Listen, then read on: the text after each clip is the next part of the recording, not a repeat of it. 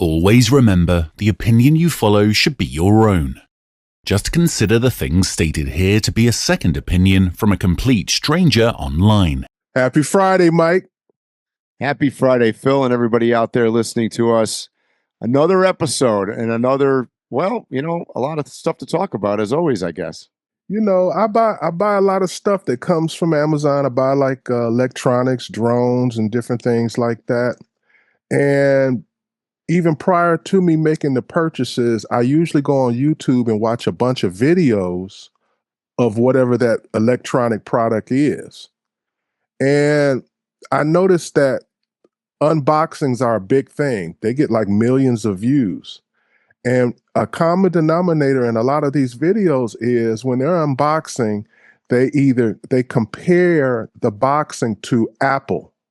Mm-hmm. And as you already know, if a person says, well, this has a feel like Apple, or this is Apple-esque, or it's packaged like Apple, people give it like a thumbs up. Yep. And I've literally seen a good, excellent product that nobody else is making, and the guy just rants on about how the boxing he didn't like the packaging that it came in, and he'll give it a B instead of an A because of the boxing. So my question to you is basically, have you observed how Apple has changed the whole world of packaging and marketing? 100%. You brought up DJI as an example. Their packaging is completely Apple-esque. I mean, so Apple was the one that started the whole, even with the original iPhone, if you remember, it had the box inside the box kind of, right? And it slid out. And it has it. So we all know, pretty much everybody out there listening knows what we're talking about. It has that texture, right? It has that slippery texture. It was not cardboard looking. It was all finished, modern looking. I would almost call it self-nesting, like box within a box within a box.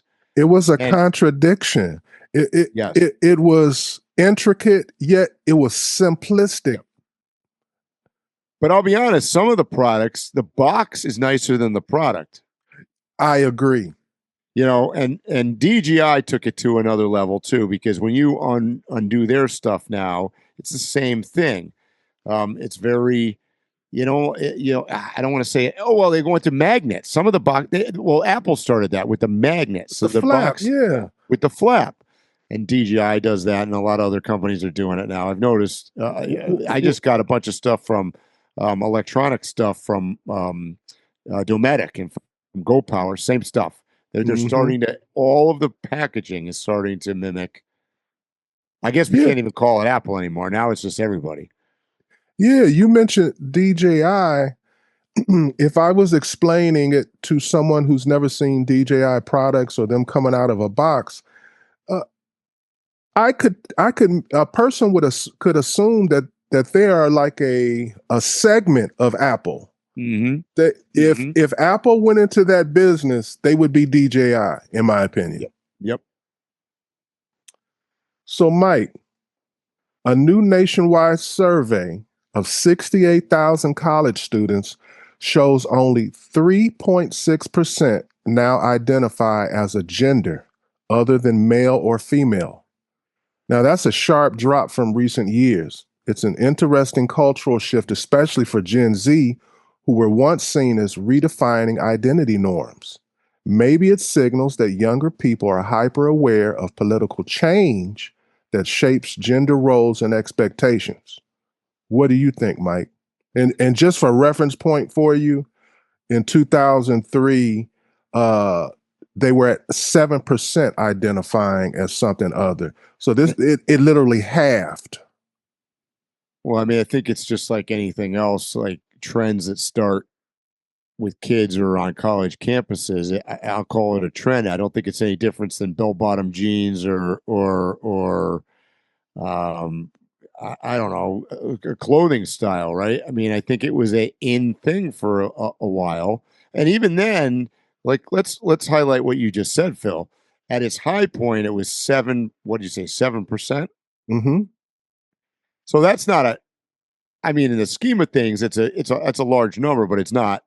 Still, that means 93% of the people weren't thinking that way, right? I mean, Well, to me, such a large jump, it agrees with the thought process that I had already. Uh, Even before this big change in the last few years, there's always been, even though there's a negative that has been put on like those groups, there's also been a cool label attached to them. They, as far as dress and performing and stuff, they've always been considered cool, which is like a dichotomy. And I saw like something similar to that with the changes in laws and the upping of the LGBTQ. Some people literally thought it was cool to say that they were. So I believe some of these people just telling the truth now. Yeah. And I do believe that some people are feeling a fear or a lack of freedom that they had before to express themselves in that way. Yeah, but Phil, if you put on your profile that you're a he, that's a fad. Like you believe it, you already know it's not a debate. So you using the terminology, to me, that's a fad, as opposed to somebody that actually, I don't know what you want to call it, is in some kind of alternative lifestyle. I agree. And I've even heard that there are some, for instance, men that are in industries working for institutions that are primarily LGBTQ, and they only acted that way or talk that way because that's the only way you can survive in that industry. Mm-hmm. There's a guy I knew that worked in HR for a company, and they thought he was like a flame, and he a player. See, so here's my problem with it. Not to get too deep into, well, that's what we do. I remember a time a couple years ago. I was going to this play. Okay, I was in Massachusetts. I was going to a play, and the woman that introduces so she wasn't in the play. She wasn't a character in it, right? So she was just the introductory person, and she came out on the stage, and she says, "Hi, my name is so and so, and I identify as blah blah blah." And I maybe it's just me, but I get irritated about this because, like, this is information that I don't need. Like, why do I care? I'm not talking to her personally, So I get it if you're in a conversation, a more closed conversation where you're personal. But this is not personal. She was coming on stage to introduce a play and then going to walk off stage. None of us were going to talk to her. So I didn't need to know. I don't really care whether she was male, female, he, she. Who cares how she identifies? So to me, that's a signal. That's virtue signaling, right? That's just, I'm going to present my view on life by telling you this, like, because it's irrelevant, right? She's gonna tell us, who's gonna be in the play, whatever. Sit in your seat and stay quiet till intermission. I don't need to know that she's a she, they, it, whatever. Who cares? Well, Mike, you wouldn't be able to handle living here where I live. I live in a very liberal city. The scenario that you just described is like a regular everyday thing here. I've literally seen situations just like what you described, and people feel obligated afterwards to clap after that. So, and that's my point. So that is no different to me than what we talked about a couple of weeks ago, where somebody's wearing a red MAGA hat or walking around with or driving around in their car with a mask on their face. Like, that's a statement. and you notice that most of the time, the guy wearing the MAGA hat, why did he choose to hang out? He's hanging out somewhere that he don't even normally be. He's at a protest, or he's in a part of town he normally doesn't go to. Exactly. It's with the idea to antagonize. Yep. Mike, a Politico expose just dropped nearly 2,900 pages of leaked Telegram chats from multiple young Republican chapters. And what's inside is staggering. Members allegedly praising Hitler, joking about gas chambers, mocking rape, hurling racial and homophobic slurs, and planning narrative control behind the scenes. This isn't locker room trash talk. These are future GOP operatives accused of extremism. So over to you. Well, I think that's unfortunately true. I think that the far right and for this matter, the far left are both whack jobs, right? So there's an element on both sides, and on the far right, that element correlates heavily with all those things that you just described. Whereas I think you got on the other side, the far left is pushing an agenda that is equally, I'll call it terrorism in a different way. So it's certainly about taking people's rights away and taking, communism or whatever else. Look at the guy in New York City. But the right scares me because they are, unfortunately, right now they're empowered. Or at least they look at they believe that they are.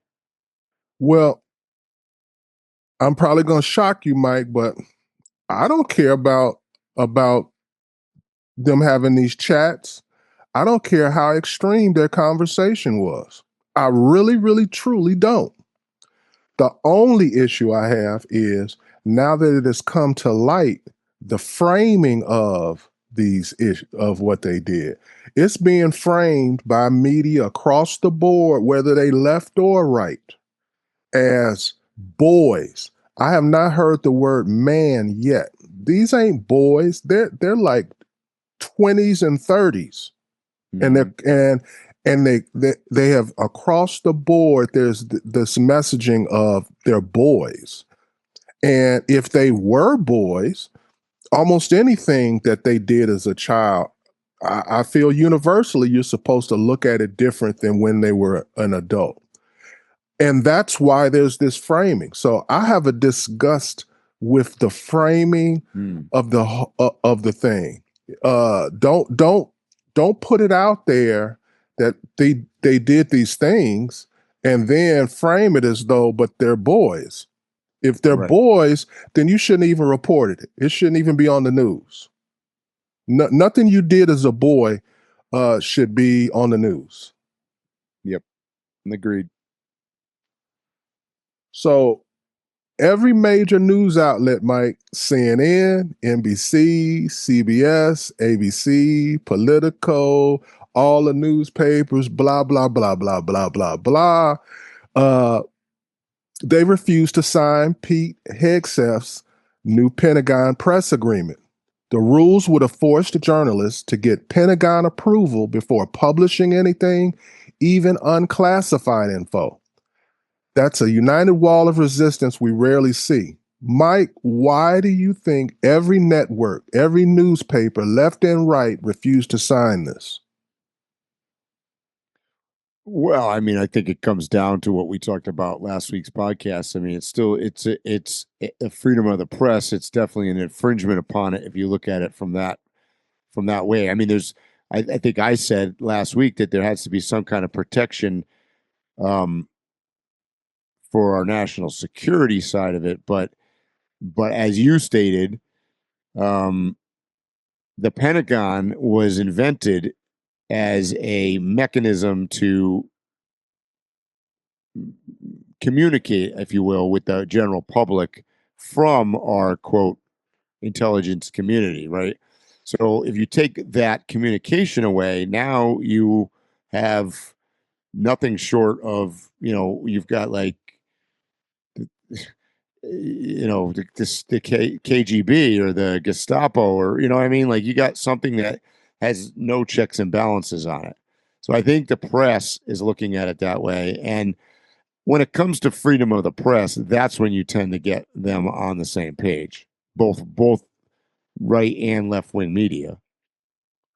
I think this is a universal type thing. Uh, Here in America, there are lots of groups that like to talk about civil war, uprising, different things like that, separation of the states, and all of these type of things, and to create fear mongering. And the reason why it doesn't create fear to me is because what I see in people is, and how basically America started and how the Constitution was implemented. I don't think that we can. There's certain things about the country that we have instilled in us from the very beginning. And if you go against it, the majority feel comfortable going against you. Because these news organizations, they normally flip-flop and go different ways, separate all the time on major things that they should be singular on. The only reason they all together on this one is because it's a button. You're going against the grain of what America is about, and people feel comfortable pushing back on those things, like the First Amendment, the Second Amendment, the Fourth Amendment. Those are things that people feel very comfortable going against the grain, going against the institution, because it's almost disgusting for you to think otherwise. Right. Yep. It's right there. We have freedom. It's right in our Constitution. We have freedom of speech. We have the free press. And the reason why the whole idea of free press was ever created was to prevent them from being secretive about the things they did in our country. Yep. So, which, by the way, is unique, like, because that's not the case in most places in the world. Right. Even currently. Right. That's why everybody want to come here. Yep. John Bolton, once Trump's own national security advisor and now one of his fiercest critics, has just been indicted.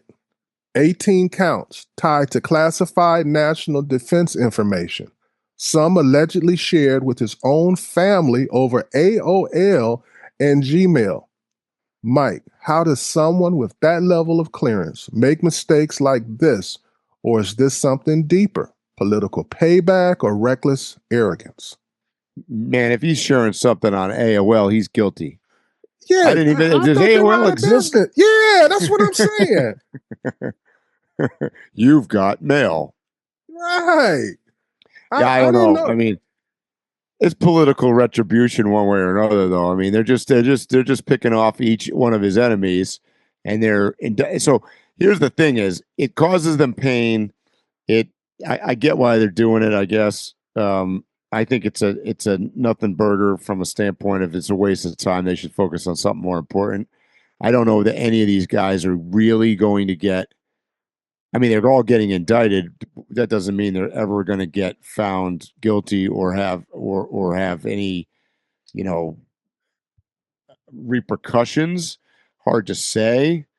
But I think they're just checking the boxes now. I mean, he's got enough people that he can simply go after whoever he wants. And if you're an enemy, I mean, they threatened this before you got elected, and they're following through on it. Trump is letting anybody that had anything to do with his courtroom battles, he's getting them. He's getting his payback. And I don't even think he wants these people to actually go to jail. He wants them to go through all the litigation and time and Yeah. Oh yeah.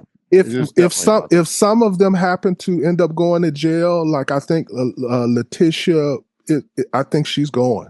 At least for if it's nothing more than 30 days in time served or something like that.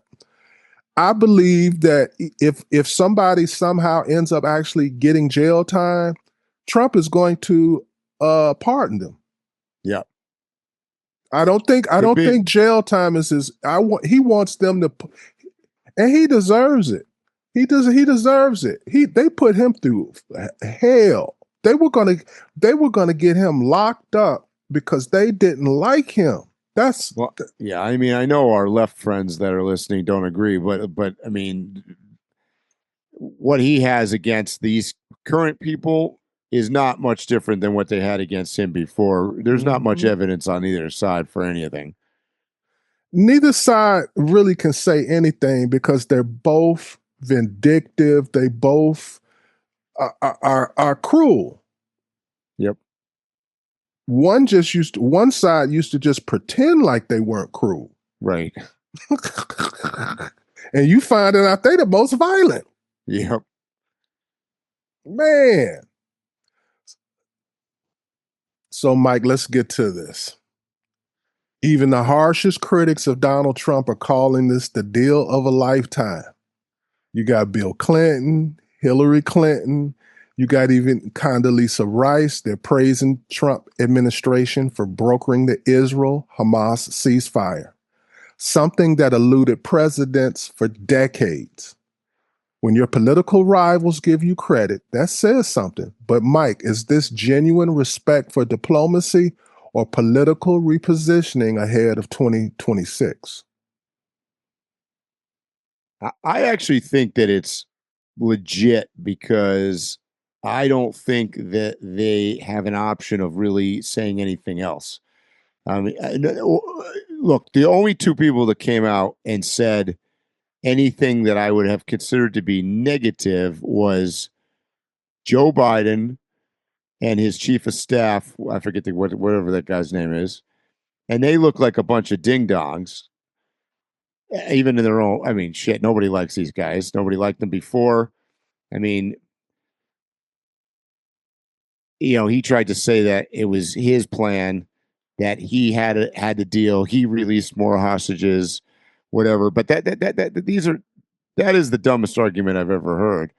I mean, this is not about. First of all, this is not about 20 hostages being released and a few bodies being sent back. This is deeper than that. This is a international milestone from a standpoint as you have hundreds of countries involved in it. You have a broker deal that is so far holding, and I think that there's so much pressure. I actually believe it's going to hold to most extents because there's just so much outside pressure on this, and clearly it was all Trump. So even if you believe that Biden had this similar plan, that isn't the point of the whole thing because he couldn't pull that thing off. I mean, he couldn't take his socks off. Every president had a plan. This has been going on, like I said, for decades. Yeah, thousands of years, really. I mean, when you look at this, so whether or not does this end the hatred? No. Does this end them wanting to kill each other? No. But for now, it is a great. So the difference here is not just about the Gaza Strip either. It's about Lebanon. It's about Iran. It's about Yemen. It's about Syria. It's all of these countries are involved in this.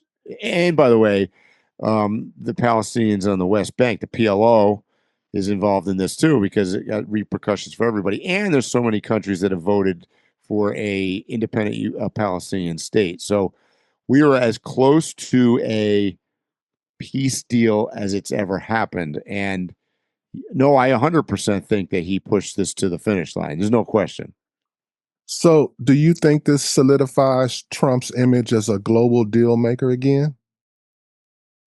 I think, yes. I don't think there's anything that he can do about it. I mean, do I think that there's lots of people that can't stand thinking about that? For sure. I don't think it changes. I don't think there's anybody that hated him before that suddenly is going to be a Trump fan because of it. No, I think they still hate him. But I think it would be hard to deny and really not with history to try to fight it or to come out with some cockamanian counter view, which is what Biden tried to put out the other day. But I mean, I think his own party wants him to be buried in the sand. So when we're grading presidents, just not on even like their complete presidency, but just one thing, one singular thing that they did as an accomplishment, and we were to weigh accomplishments from president to president, in my opinion, what Donald Trump did with this ceasefire, with this peace, is the greatest accomplishment of any person that rules any country in the 21st century. Not even just presidents, kings, dictators, whatever. In the world of leaders, this is the biggest accomplishment in the 21st century. And whatever you say number two is, it's a distant number two. It's not even, like something you could say it should be number one. There's nothing else to compare to this accomplishment, in my opinion. And to extend upon that, I think that assuming that it holds for at least in most parts of it, and I think at this point, I think it's going to. He'll win the Nobel Prize next year for Absolutely. sure. It's a guarantee. It's foreshadowed already. And if he succeeds in any result whatsoever in either or both of Venezuela or Ukraine, this will be historic, a 100-year historic thing. Yeah. Because you had the person that just won the Nobel Prize this year for peace in Venezuela basically say that. She's basically at this point asking Trump to support regime change and to support Venezuela. And she's, by the way, very popular. It's been argued that she had, or her party had, more votes than Maduro did in the last election, as it was, but it was a scam. And so you're talking about a lot of people on the ground in Venezuela that are essentially being told to back Trump, which that's a big deal. And in Ukraine, because they have not been able to get that together, and Putin has been full of shit, which we kind of knew what he was before, and came to Alaska and all that was a load of garbage. Now Trump's authorizing the two most significant things that happened this week that go more towards what we're talking about here is, one, he authorized the CIA to go into on the ground in Venezuela. And then the other thing he's authorized now, it looks like, is Minuteman missiles. Was it Minuteman? Maybe I misquoted. I can't remember what missile it is. Or maybe it was Hellfire. I one of them to put them on the ground in Ukraine.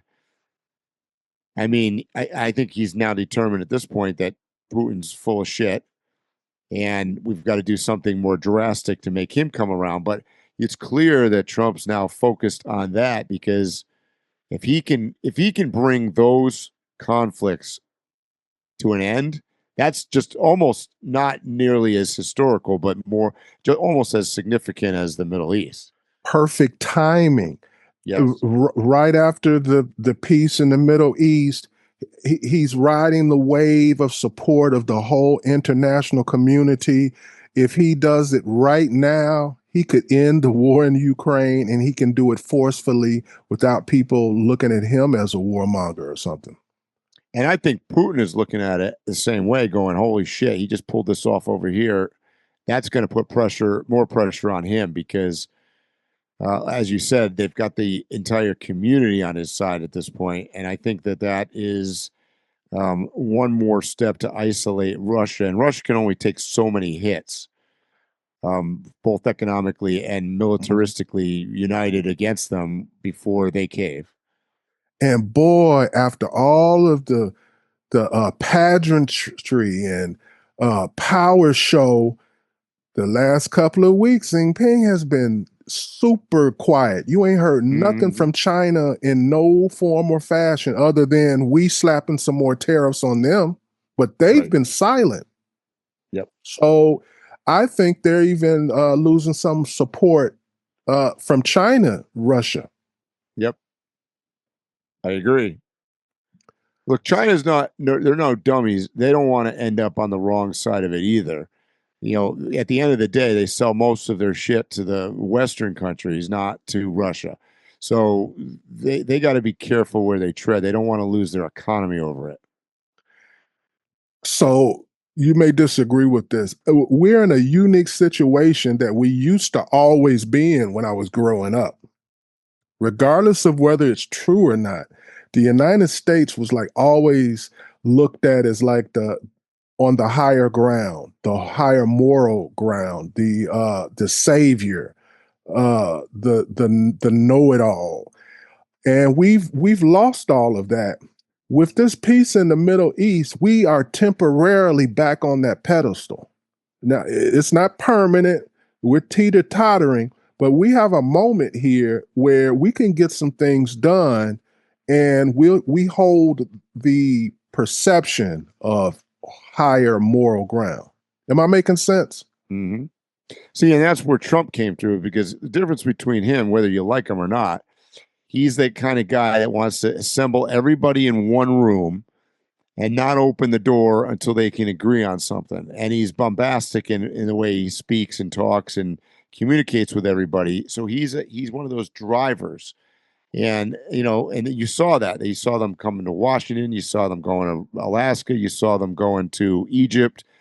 I mean, he's getting people to, I think you said it last week's podcast, he got people, leaders of the world, flying all over the hell, all around the world constantly.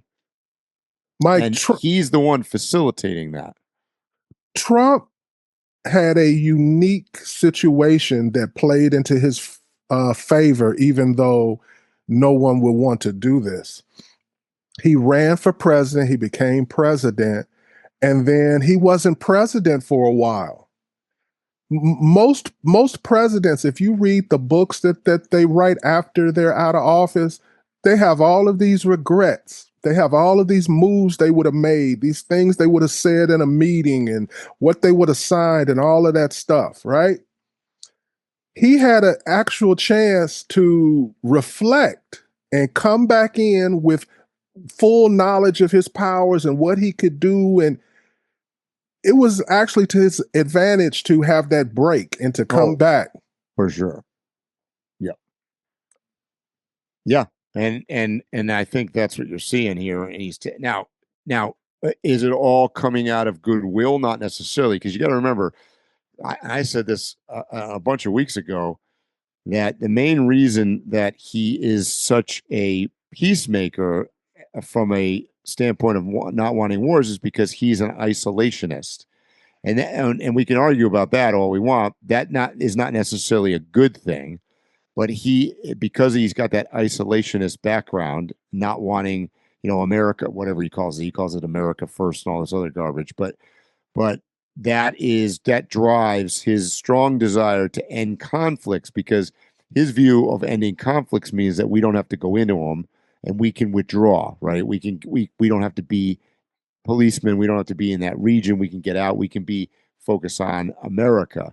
I don't necessarily think that that's a good policy, but if it works for some of these peace initiatives, then you could argue that there are elements of the other thing he's arguing, and there's some truth to this, is that some of his tariff policy has created the peace policy, and his dynamic with that is that the tariffs have scared the shit out of people in different countries, and it's brought people together to dialogue, and they've quickly realized that the economics are more important than the military side of this.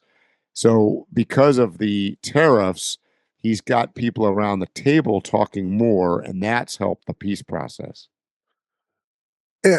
And something else about the tariffs, Mike, and I learned it from a friend who's living in Chile right now. First of all, I didn't realize how much food we get from Chile. We get a lot of food from Chile.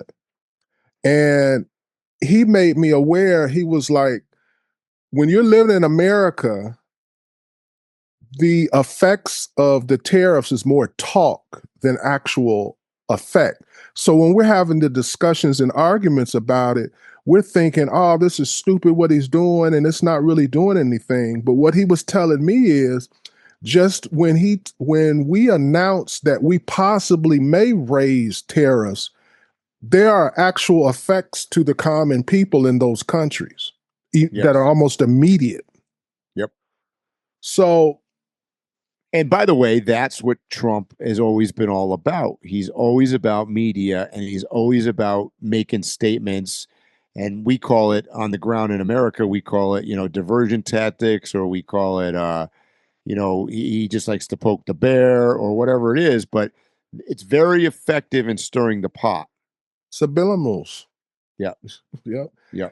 And what I have learned is people pay more attention to American politics than a lot of Americans do. They know what's going on here. Yep. So when he's on social media and he puts something out there, it's man, the world has really social media has changed the game. And he an 80-year-old, whatever he is, old man, is like at the cusp of using social media to his advantage. Yep. So, Mike, to me, it's wild how Barack Obama's image has completely flipped. For years, we were told he was the ideal, the perfect family man. But he went on his wife's podcast saying young boys needed a gay friend. And Michelle refused to attend Trump's inauguration, leaving him standing there alone. No first lady has ever done that. He was championed as the unifier, the man of peace, but there was no peace under Obama. Not in the Middle East, not at home. And now the man who actually brought peace to the region, Donald Trump, gets no acknowledgement from him. And let's not forget, when Obama mocked Trump at the White House Correspondents' Dinner, thinking it was a joke, but Trump turned that moment into motivation, became president, and did what Obama couldn't, deliver peace. So, Mike, is Obama's legacy finally collapsing under the weight of its own illusion? I mean, I think we talked about this before, but the whole hope and change thing was shit. That a lot of that faded out while he was still in power, right? I mean, he ran on that campaign, and I think there were a lot of people, myself included, were excited. He was super dynamic, super charismatic, and he paints a great picture. But the problem was never was follow through. And I think if you look, history will show that he did very little. He was very, ironically, being a Democrat, he was almost too conservative. Like, he was very conservative. He didn't want to do anything. No rocking the boat anywhere. So was the Obama image always more marketing than reality? I think so. I think Absolutely. It was the big O with the flag in it. And he was all about marketing. Did Trump's Middle East success expose how little Obama actually achieved abroad? Because Obama didn't do anything abroad. Right. Donald Trump has accomplished more. It hasn't been a year yet. He's accomplished more in a year than Obama did in his entire political career. So you have to look at legacy, right? And if you look at the legacy of each president, Obama's, I would argue that his is the Obamacare, right? It's the Affordable Health Care Act. And the reality is that now we're on 8 years on, 10 years on, 12, I don't know. It's been a while. It hasn't worked, really. It's still a mess. It really isn't any better than it was. It's got all sorts of challenges. This is why we're fighting about it still. So his legacy is based on one major thing that really has turned out to be a disaster. And by the way, I'm not saying his policy was a disaster. Healthcare in the United States has always been a disaster. And he didn't make it any better. Let's just say that. I don't think it got worse. It just didn't get better. Well, it did get worse in the sense that at least people had a choice of, well, if I can't afford private, if I can't afford the government, then I'll just go without. Right. You no longer have an option to opt out. So you have just been so that's debt. regardless of whether you can pay it or not, they've added debt to your life. Yep. Out of nowhere. Yep. Has Michelle's tone and distance changed how people see their marriage and brand? Dude, I don't care what they say on their podcasts. I don't think they're fooling it. I don't think the two of them are even together. The more they talk, the more it's like, okay, was this like some prearranged setup? Was this all an act? Did they even sleep together? I don't know. Or anything. It seems like that was just all staged. Seems that way. Or at least it is now. Like in Hollywood when they'll put a couple together and she's his beard or something like that. Shit, I would tell you that Bill and Hillary are tighter, and you know, I'm not sure they were ever together.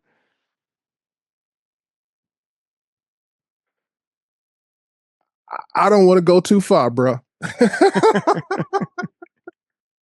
But what I've been getting to, Mike, is Trump has flipped the script and distinguished this. He has put out the flame that Obama had.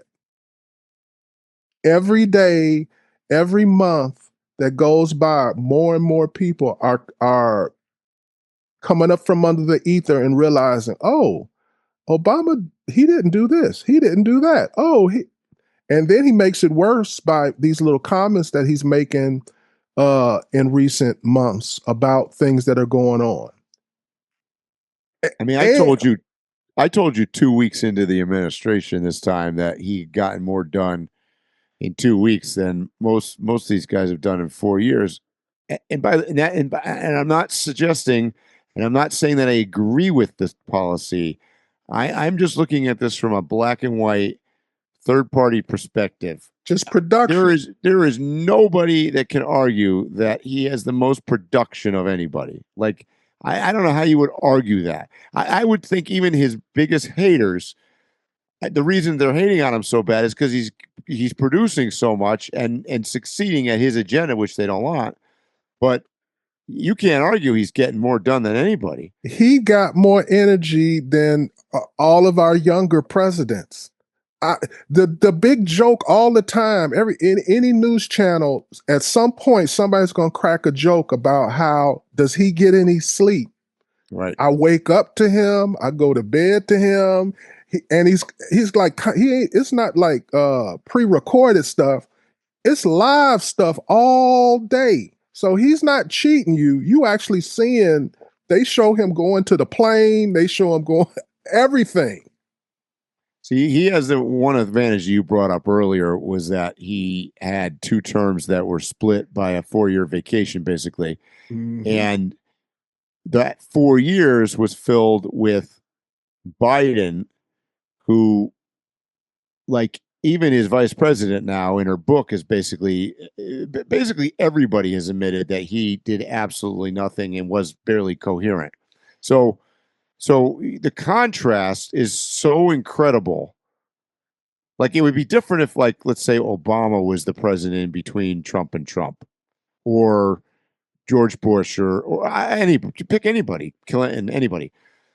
But because you had Biden, who was the, I mean, I don't know how you, give me 20 years, history's going to tell you he's the worst president of all time. There's just no way. I don't see how anybody could argue anybody was worse than him. Definitely from a production level. I agree, bro. We're on the same he just page. Basically slept, ate ice cream, and sat on the beach and drooled.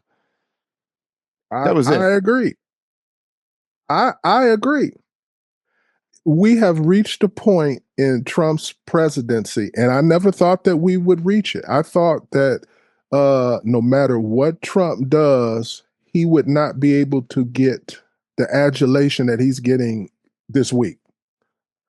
I'm a little surprised by some of the people that even Zoran Mandami basically said he'd give him credit for that, which is that's almost fantastical that he would say something like that, because he's He's been getting a lot of negative publicity in New York City too, and probably rightfully so. I mean, it's very thinly veiled that he's anti-Semitic.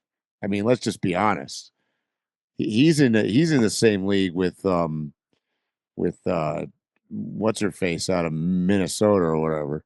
Ilhan Omar. Ilhan Omar Sheik Omar, whatever her name is. I've got to practice her name because I'm not, because some people, they get on air and they fumble through someone like her name as a joke. I really we're not fumbling. We I can't remember it. Ilian I don't know what her name is. Ilhan Omar. Is that it, or is there another name?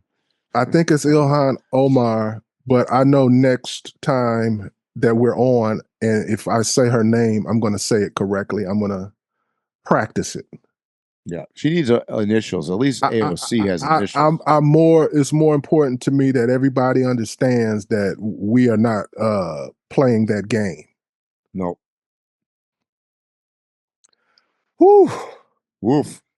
Anything in the news, Mike, that's interesting to you that you want to talk about?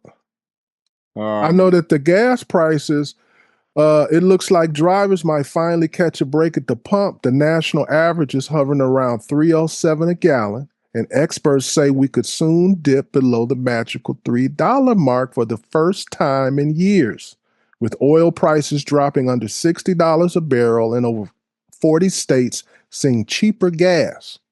Do you think this drop changes how America spends, travels, or even votes as we move into the next year? I'm more interested in the vote part. I don't know. I mean, we're not ready to get into the midterm conversation, I don't think, yet here on the podcast. But it's 2005. It's in 2006. That's true. I mean, admittedly, Santa Claus was out in the stores 3 months ago, so I guess go with that principle in mind. Because the reason I asked it, Mike, is because certain things trigger people without them even thinking. It's food, gas, housing. Those are the big ones. Like, I mean, I'm beating a dead horse, but like you saw that in the last election, and I don't have any reason to believe that the midterms are going to be any different. People still care about the economy. They still care about how much their food costs and their availability of gas and housing. And we've talked about this so many times on the podcast that the other side, I mean, they lost because they were obsessed with whether women can play in men's sports and men's sports can play in this, who's transgender, what's going. I mean, that's just nobody gives a fuck. Like, at the end of the day, just nobody cares. Like, there's not enough people that care, but everybody cares about food and gas. Right. And of those things, especially with gas, there's a trigger that people have. The first time you go to the gas station and you look up and you look at that sign and you see that number 2.99, it's going to feel a certain way. Even though you're paying $3 still, it feels like you're paying $2. I think that if he gets the gas, and they're predicting it gets below $3, that's going to garner him a nice chunk of votes. I agree. By the way, we're not talking to any of you guys out there listening in California right now, because you guys are on another planet. So that'll never happen. You're just hoping that you get a 4 in front of something. Yep. California's is currently $4.65, and it's the highest in the whole country. Yep. But Mike, there are people whose businesses run off gas, whether it's you are door-to-door business, you're driving to different businesses, soliciting stuff, whether you are a landscaper, whatever. There are a lot of entrepreneurs, gig hustle people, big businesses that gas has been a major chunk of what they do, what they spend. Trips. There are people who have rearranged trips that they had planned in the future, because when they calculated the gas, it it was the gas that kept them from making the trip. So I'm thinking cheaper gas will lighten the mood of the country. It's gotta get you some votes. I'm not saying everybody's going to all of a sudden become Republican and Trump, but I think that he's going to pull some people over into this 2026 election. People are going to be like, well, I want more of this. Well, it's not only, you're talking just about trucks and cars. I mean, gas also is involved in heating your home. It's involved in petroleum industries making plastic, which everything in our entire life is plastic. So it goes right along the whole thing. Like every single thing is affected by the petroleum price, right? And yeah, I mean, I think that is so. It's interesting you brought that up. That's probably the thing that citizens, see first. As regular citizens, we notice, as Americans notice, fuel prices more than anything, because it's a static that's been going on for so long, and we track it up and down as it moves up and down. And I think that probably motivates the economy more than anything, more than food. Food also obviously is super important, but it's hard to, we're not looking at eggs or cheese or a hamburger necessarily the same way, because it's all over the place. Whereas fuel is, we all understand that, right? Mm-hmm. And we all have to buy it, and we all use it for everything. So I think if I had to select one thing, if I was running for office or trying to get people elected, and one thing that I could improve upon that's going to get me the most votes, it's the price of gas. I agree, bro. I remember growing up, something that these kids probably can't experience. I could take $20 and put it in the vehicle, and I could drive all weekend. Yeah, now you're lucky you can get to the next town. To the next gas station. Right. Mike, tariffs have brought a wave of companies back to the U.S. manufacturing. But some never left. They built their products here through thick and thin. What if the government stepped in and created official tiers? Top status for companies that stayed loyal to American soil for decades, while latecomers who only returned after tariffs get a different rank. That way, longtime U.S. manufacturers could proudly stamp USAOG or USA Prime Code, showing they invested in American workers long before it was the profitable thing to do. While the newcomers can't rewrite history just because the numbers finally work out. What do you think, Mike? You're talking about from a tax code perspective?